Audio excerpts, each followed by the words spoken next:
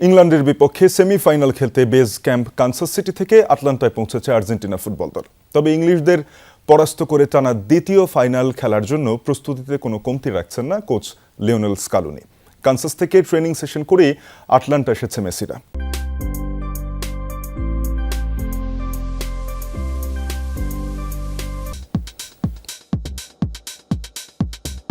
Argentina Brazil ম্যাচের পরেই নিশ্চিতভাবে আর্জেন্টিনা ইংল্যান্ড মহারণ সবচেয়ে বড় আকর্ষণ দেশটির ফুটবল প্রেমীদের কাছে। ১৯৬৬ বিশ্বকাপ থেকে শুরু হওয়া এই দুই দেশের বৈরিতায় ঘি ঢেলেছিল ফকল্যান্ড যুদ্ধ, ম্যারাডোনার হ্যান্ড অফ গোল আর ১৯৯৮ বিশ্বকাপে বেকহ্যামের লাল কার্ড দেখার মতো ঘটনাগুলো। তবে এত বছরের লম্বা বৈরিতা, সেই সাথে লিওনেল মেসির লম্বা ফুটবল ক্যারিয়ার, কিন্তু এবারই প্রথম মেসি আনুষ্ঠানিক কোনো ম্যাচে মাঠে নামছেন ইংল্যান্ডের বিপক্ষে। হাই ভোল্টেজ এই ম্যাচে অংশ নিতে ইতিমধ্যেই বেস ক্যাম্প কানসাস সিটি থেকে ম্যাচ ভেন্যু আটালান্টায় পৌঁছেছে আর্জেন্টিনা।